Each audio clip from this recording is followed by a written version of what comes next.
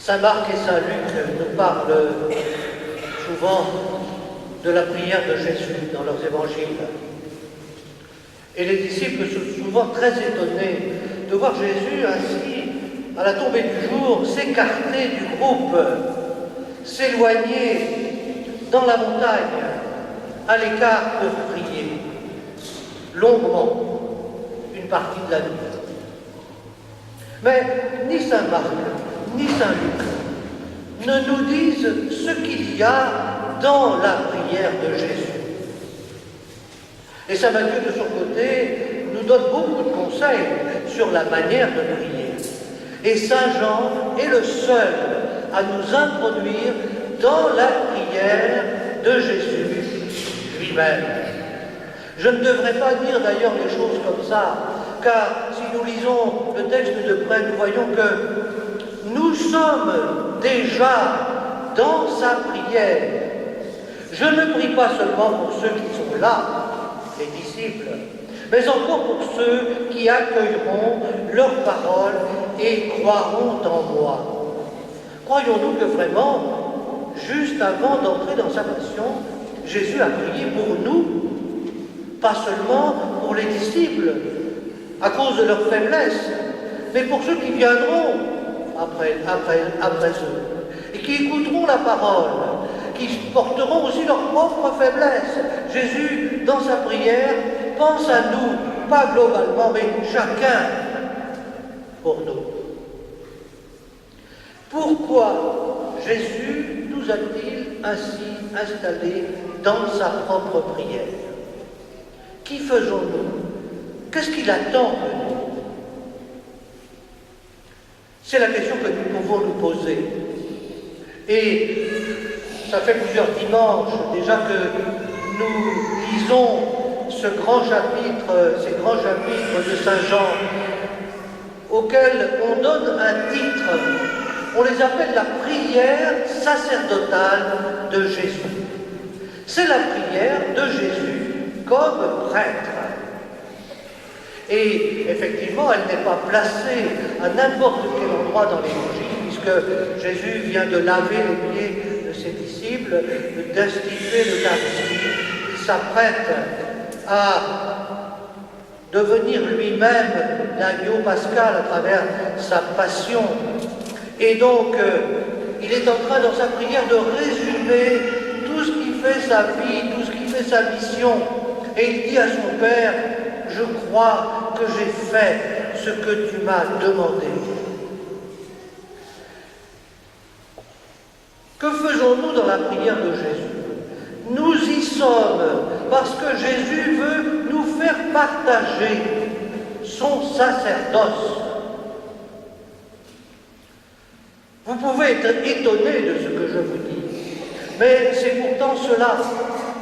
Chaque fois que nous faisons un baptême, nous disons à l'enfant ou à l'adulte qui se fait baptiser, désormais tu es prêtre, prophète et roi. Nous avons un peu laissé tomber, vous savez, ce cantique que nous chantions beaucoup autrefois, peuple de prêtres, peuple de rois, assemblée des saints, peuple de Dieu.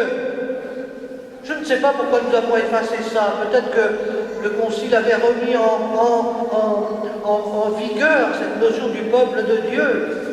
Et que peu à peu, nous avons perdu un peu cette notion. Et nous avons perdu aussi la notion de notre sacerdoce de baptiser. Jésus, dans sa prière, veut nous associer à son propre sacerdoce.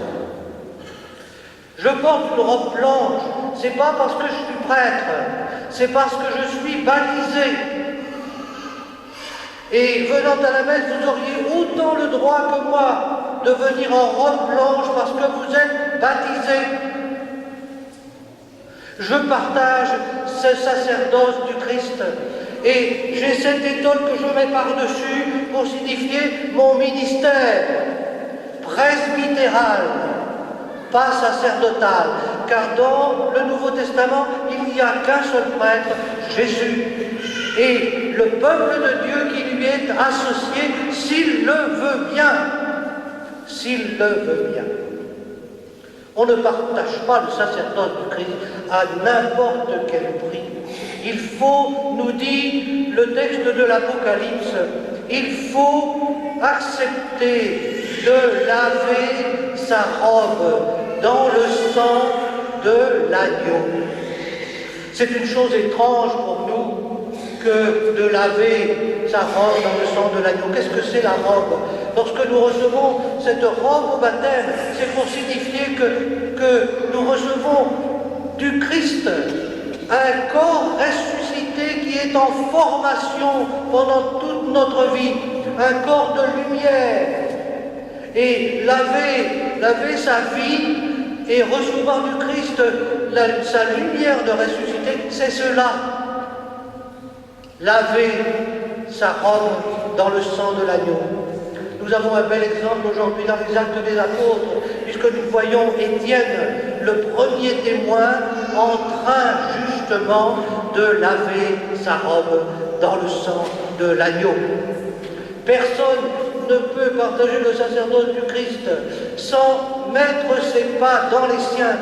Et Saint Luc, avec beaucoup de justesse et beaucoup d'insistance, nous montre que ce premier témoin, le premier martyr, comme nous disons, eh bien, il met ses pas dans les pas de Jésus. Il sort de la ville, comme Jésus est sorti de la ville pour être crucifié dans sa passion. Il se met à genoux, et pendant qu'on est en train de le supplicier, il reprend les prières même de Jésus pendant sa passion. Entre tes mains, je remets mon esprit. Seigneur, pardonne-leur, car ils ne savent pas ce qu'ils font.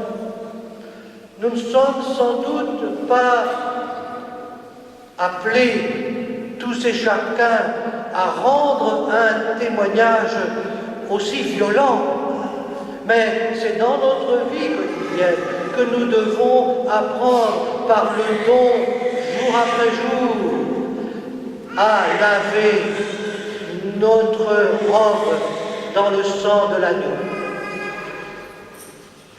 Nous sommes avec Jésus des frères. Il est notre frère et nous sommes ses frères et ses sœurs. Nous sommes des frères et des sœurs de sang de Jésus. Nous allons le rappeler tout à l'heure dans la communion. Et c'est pour cela que nous pouvons partager son sacerdoce, parce que nous partageons avec lui le même sang. Prenons conscience de cette grande proximité. Vous savez, ce texte, on a l'impression qu'il s'enroule en permanence. Entre le Père et le Fils, il y a ces espèces de boucles qui se font, et de temps en temps, la boucle s'ouvre pour devenir une spirale, parce que nous sommes invités à rentrer dans la boucle, j'allais dire dans la danse. Car avec Jésus, nous sommes invités à rentrer, où cela? Dans la Trinité, à aller avec lui vers le Père. Pas seulement nous, pas seulement nos proches, mais le monde entier. Tout à l'heure, nous allons consacrer le pain et le vin, symbole de ce monde pour lequel nous avons une mission sacerdotale avec Jésus.